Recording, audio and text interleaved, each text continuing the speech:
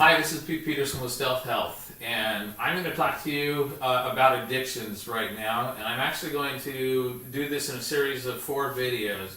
All of them will be called Addiction, Changing Habits, and the Meaning of Cues. This one is actually called the Old Brain versus the New Brain. Also, there will be another one with the same name, except it'll be called Avoiding, and then the next one after that, number 3, will be Incompatible Behaviors, and then number 4 will be Alternative Behaviors.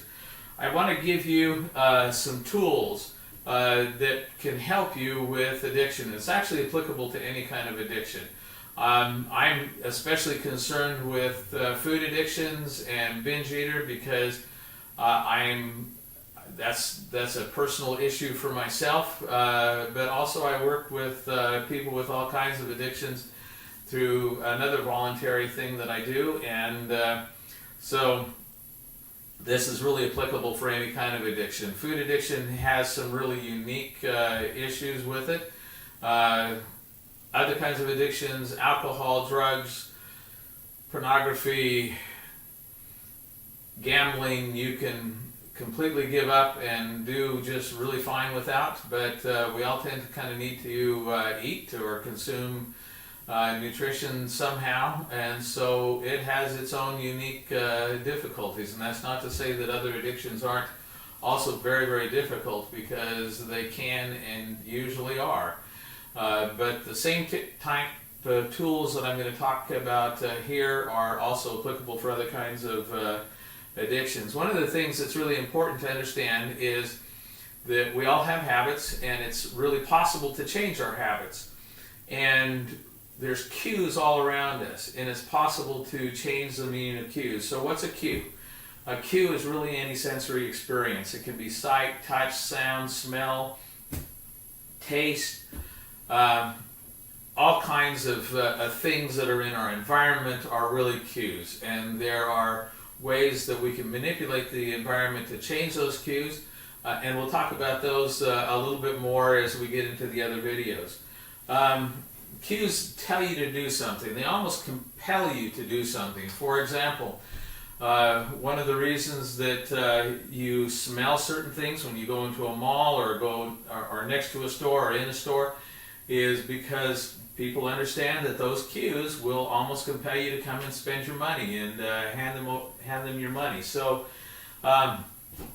cues are things that remind us to do things, but cues can be both positive and negative. There's a lot of cues that I have been able to reprogram over the years, so that when I see something and I think of something, I think of something different than what I once did. For example, there are certain kinds of foods, and when I see those foods or think about those foods, the word that pops into my mind is poison.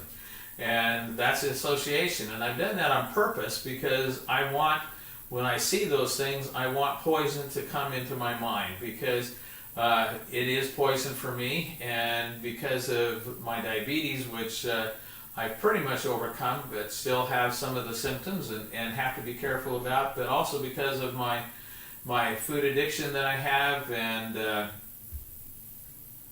the other issues that surround that, along with binge eating, I've had to reprogram some things. In this particular video, I'm going to talk about the old brain versus the new brain. About 20 years ago, I went to a seminar, and somebody was talking about addictions, and he was talking about the difference between the old brain and the new brain and how that affected addiction. And I remember that it really impressed me. However, I didn't really understand it very well. And subsequent to that, I've done a lot more reading and really come to understand the concepts of what's going on. And we'll specifically talk about the difference between the new brain, or the cerebral cortex, or what we use for thinking, and the old brain. The old brain is used for a lot of our automatic responses, such as breathing and reactions. But I'm specifically going to talk about the basal ganglia, which is a part of the old brain. And I'm going to do something that I haven't done before in these videos. I'm going to try to insert some pictures so that people can understand and see what I'm talking about. A few decades ago, there was a man who had a stroke, and a pretty significant stroke, and it pretty much wiped out his short-term memory. He and his wife ended up moving next to a university where he could be a part of both some studies and also some enhanced treatment that they thought might be able to be helpful for him. Because of this man being there and the research that was done, we have come to learn an awful lot about habits and cues in the basal ganglia. And what had happened is that this man started going into the university and visiting with them, and then people from the university would also go to his home. And what they discovered was kind of interesting. They would ask him, for example, where the refrigerator is. And he would say, I don't know. And yet, when he was hungry, he could get up and he could walk to the refrigerator. They'd ask him where the bathroom was, and he would say that he didn't know. And yet, if he needed to use the restroom, he could get up and go to the restroom. Well, one of the things that really perplexed him at first was he and his wife would go for a walk almost every day. And they would go for a walk that was fairly long, and they would go around the neighborhood. One day they were getting ready to go for a walk, and his wife was distracted. She had forgotten something, and she had to go and take care of something, and told him that she'd be right back. And of course he didn't have much of a short-term memory, and so he didn't remember that. And he ended up just leaving on his own. Well, his wife panicked, and she called the police. She got neighbors and family members together. They all started going around and looking for him. They looked all over the place, couldn't find him. But eventually he just walked right back into the home. What they discovered was that he could go out and follow the same route that he and his wife had always done. And they wondered how in the world was that possible, because he didn't have short-term memory anymore. And they did a lot of studies and research and tried to figure this out. And then one day he left for his walk, but there had been a big windstorm and some branches had fallen down. And because of the branches, he had to veer off from his normal walk.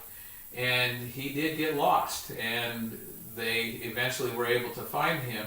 But what they found was that as long as he was doing the exact same route that he had always done, he was fine. He could follow the route and he could make it back home. But anytime anything changed, even a little bit, he would be thrown off and would get lost. That's a really important concept, and I'll explain why. And I want you to think for just a minute about when you drive a car. And has there ever been a time, and I'm sure that there has for those of you that drive, where you've driven a car and then all of a sudden you realize that you've driven for a mile or 5 miles or something like that, and you've forgotten, and you weren't even really paying attention. You kind of realize all of a sudden that you're there, and you realize that you haven't been paying attention during the whole time. And so you wonder, well, how in the world is that possible? How did I drive and get there, and even though I wasn't really paying attention to what had just happened? Well, the reason is because of habits. And scientists have found out that habits are formed in the basal ganglia. And in the case of this man, and actually a lot of people who have different issues with short-term memory or long-term memory, what they have found is that lots of times their basal ganglia is intact, and they can still learn things by habit, as long as the cues are there, as long as those cues are telling them what to do.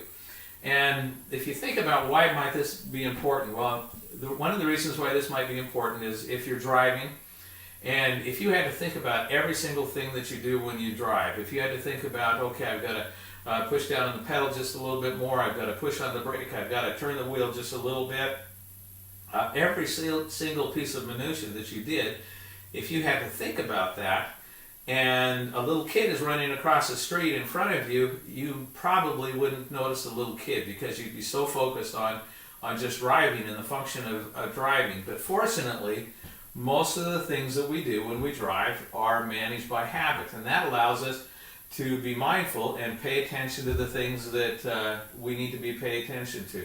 The things that we need to be cautious about, such as the little kid or a tree in the street or an accident or anything like that.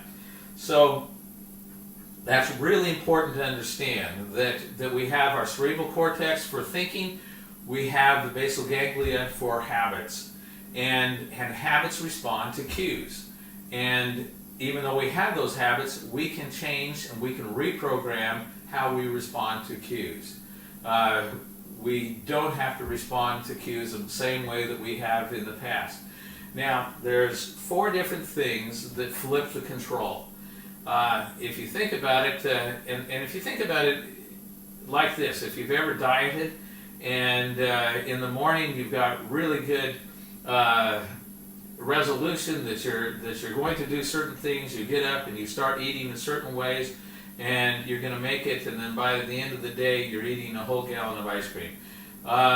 There's certain reasons for that, and why the control moved from your cerebral cortex to your basal ganglia, to the old habits and things kicking in, to just reacting instead of acting. And usually when I talked about this in the past, I talked about 3 things, but as I was writing up some notes here, I realized that there was actually a 4th. And this is the one I don't usually mention, and that is simply doing things mindlessly. If we go through life without really paying attention to what we're doing, if we just simply respond to everything without really paying attention to where we're at and what we're doing and being mindful and in the moment, then we're more likely to be controlled by old habits and by the cues around us. The 3 things that I typically talk about, though, are first, fatigue. Anytime we get tired, we are more likely to respond according to old habits. That's one of the reasons why when you go shopping for fruit, you don't want to do that when you're tired. You want to do it in the morning, and you want to write out a note, a list of everything that you're going to do. The next thing that I mention is stress. Stress is one of those things, and stress can be either good or bad. There's lots of good things that can be really stressful, like getting a great new job can be stressful, or losing a job can be really stressful. So, and any of the things that just happen throughout the day can be very stressful. Lots of times people, as they go through their day, they not only become more tired, but they also become more stressed. And so they have those 2 things going against them that would cause habits to have greater control, or the basal ganglia to have greater control. And the last one that I mentioned is drugs and alcohol. Many types of drugs, and absolutely alcohol, has a tendency to flip